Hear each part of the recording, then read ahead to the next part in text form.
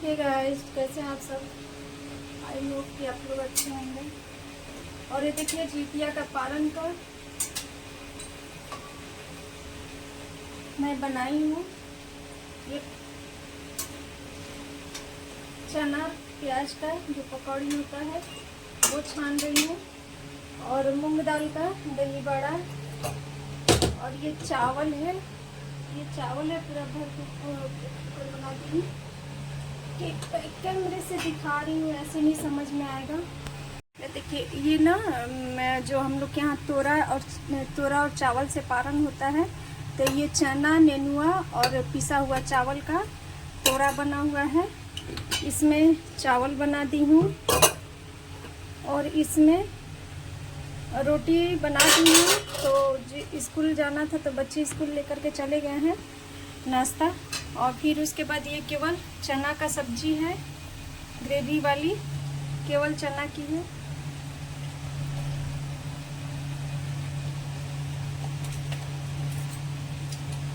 इसमें कुछ भी नहीं डाली हूँ क्योंकि कोई खाता नहीं ना है, तो केवल चना का सब्जी, जो छोटा वाला चना होता है उसका केवल चना का सब्जी बना दी हूँ। फिर उसके बाद यहाँ पर कढ़ी बनाई हूँ। कढ़ी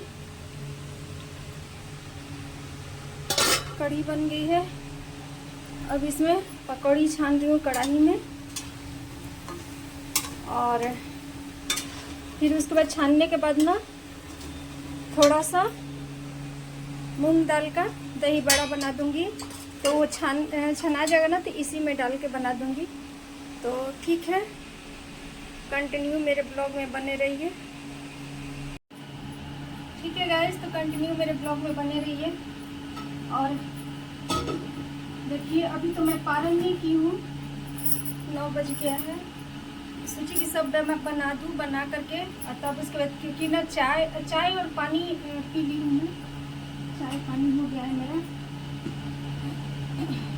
और साथ साथ में किचन क्लीन करते जा रही हूँ सारा चीज़, और क्लीनिंग वगैरह सब हो गया है। सारा चीज़ ऊपर से सारा अंदर बाहर का एरिया सब क्लीनिंग हो गया है। सुबह ही मिट्टी की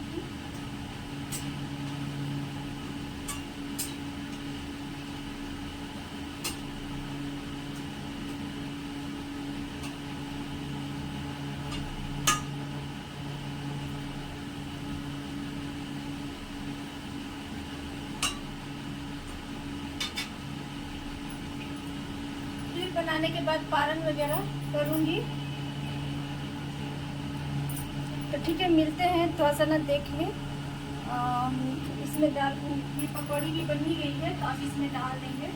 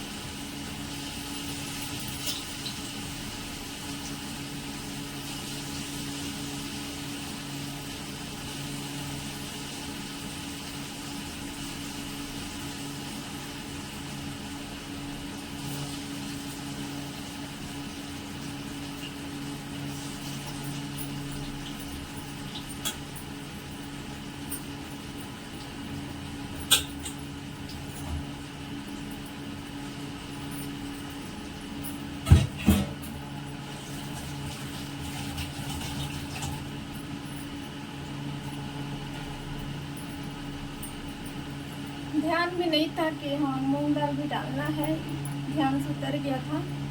तो सुबह में ना इसको ऐसे बॉयल कर दी, थोड़ा सा नियम के लिए। अब बॉयल करके और उसका दही बड़ा बना दे रही हूँ, बन जाएगा, कोई दिक्कत नहीं है। ऐसे मैं बनाती हूँ, देखिएगा आप लोग, बहुत अच्छे निकलेंगे। ऐसा नहीं है कि हाँ अच्छा नहीं लगता है खाने में भी अच्छा लगता है।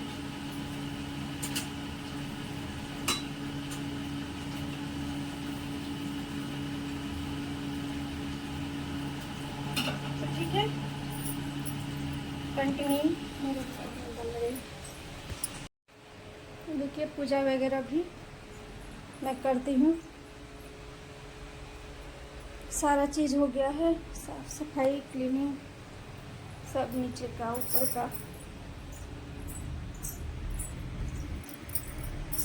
बारिश हो रही है यहाँ पर, सुबह से ही बारिश हो रही है, लेकिन फिर भी जब साफ सफाई कर ली ना तो फिर उसके बाद बारिश स्टार्ट हुई। साफ वगैरह करने के बाद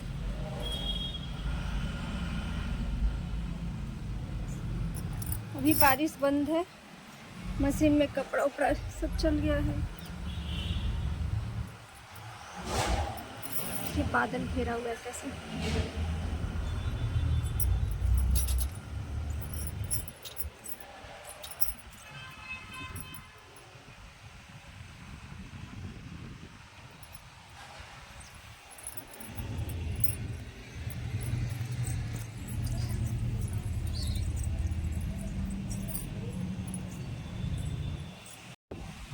सुबह 5 ही बजे उठी थी, 5 के 4 बज रहा था, 4:30 ऐसे करते करते फिर 5 बज गया उठते उठते। तो 5 बजे से उठ करके मैं सारे घर के कामों को पहले क्लीनिंग वगैरह की हूँ सब, फिर उसके बाद नहाई हूँ, नहा के पूजा पाठ करके तब किचन में गई हूँ।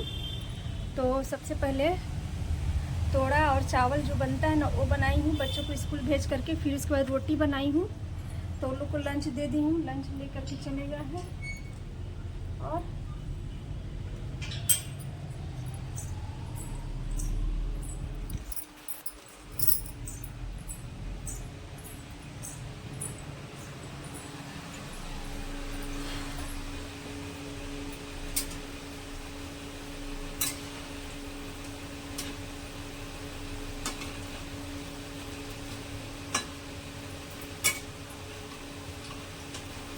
देखिए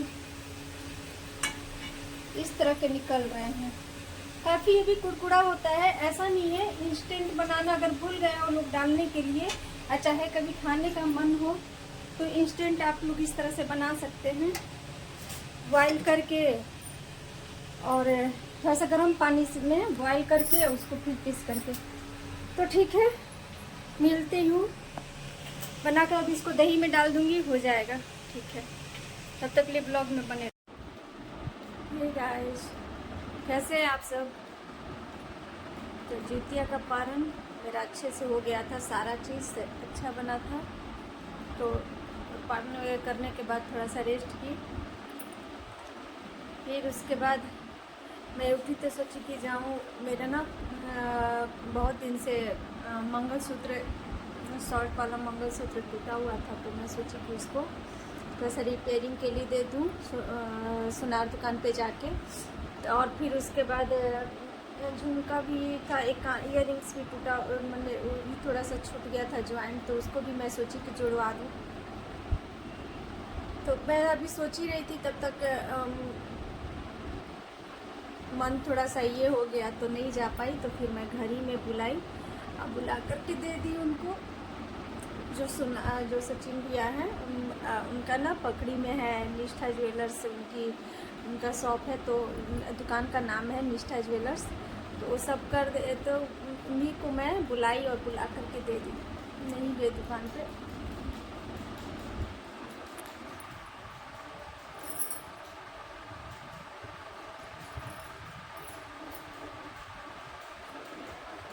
कुछ लाइफ में बहुत सारी चीज़ें चलते रहती है ना, जिससे मन थोड़ा सा दुखी रहता है, बेचैन, परेशानी होती है थोड़ा सा। तो कोई नहीं, इस समय एक समान रहता नहीं है, उतार चढ़ाव आते रहती है, तो उसके लिए नहीं, परेशान नहीं होना चाहिए। और ये भी सही नहीं है ना कि घर के सारे मेंबर एक समान हो और एक सबकी सोच एक जैसी हो, ये भी सही नहीं है। ये भी मतलब कि ज़रूरी नहीं है कि सारे लोगों की सोच एक जैसी हो। तो लेकिन हाँ, इन सारी परेशानियों के बीच में मेरे ससुराल में मेरी ननद ने इतनी बड़ी बात बोल दी कि सारी चीज़ ढक गए और मुझे इतना अच्छा लगा। मैं थोड़ा सा इमोशनल हो गई, भावुक हो गई उनकी बातों को सुन के। मेरी ननद, बड़ी वाली ननद ने ऐसा कुछ बोला, मैं आप लोग से शेयर करूँगी।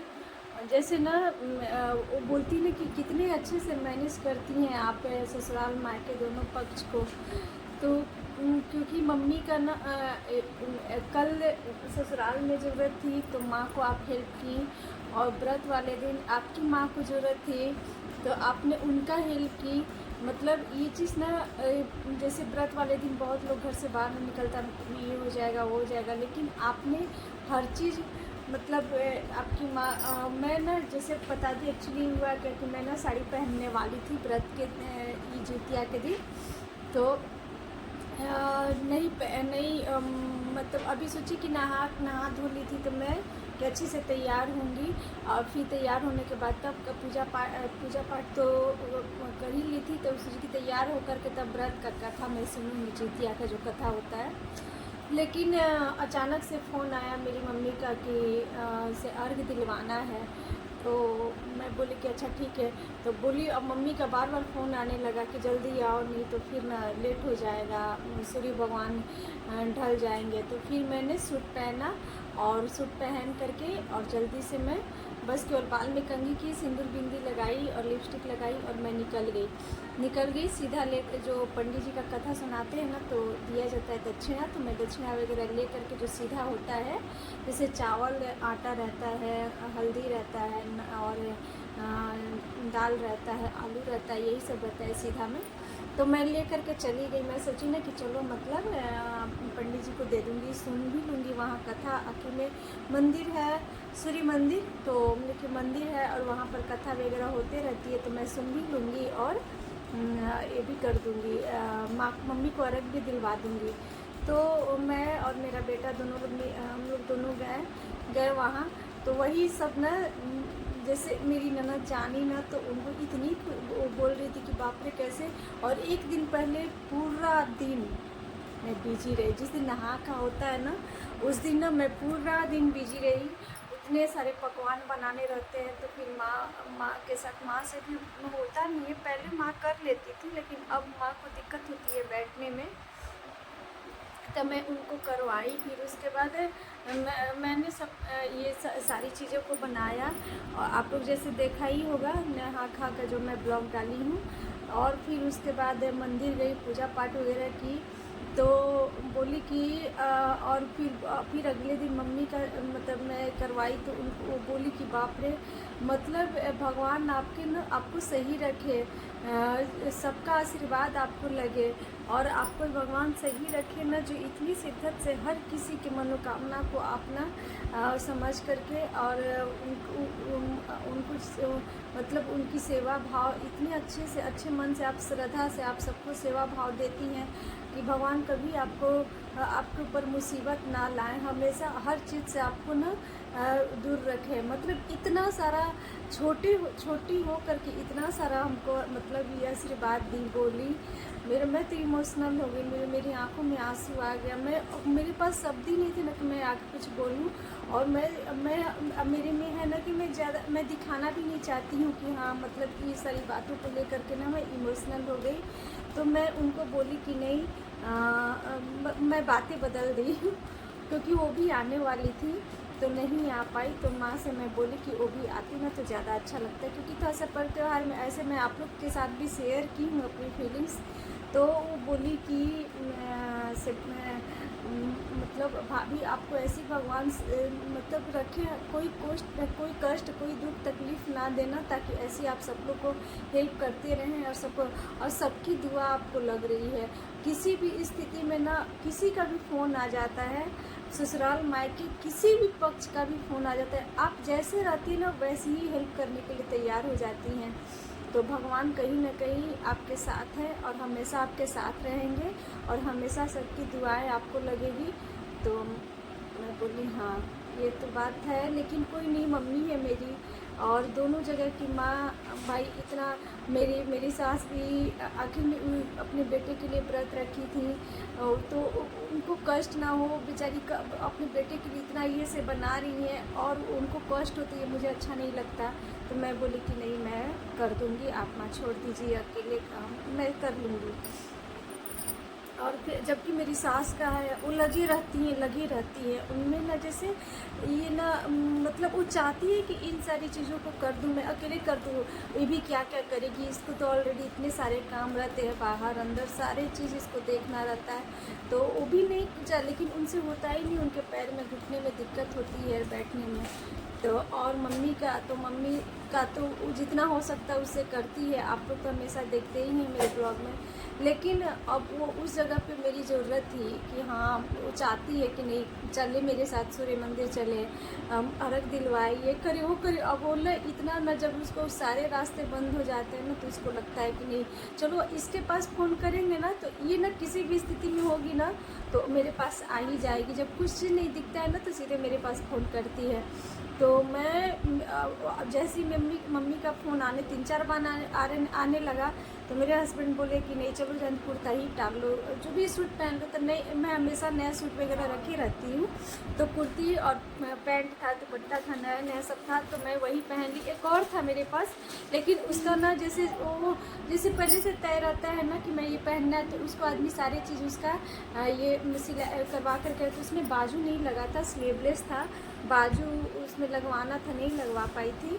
तो इस वजह से ना उसको पहले पहनी तो अच्छा नहीं लग रहा था, बाजू नहीं लगा हुआ था, तो स्लीवलेस था, तो मैं उसमें स्लीव नहीं लगवा पाई।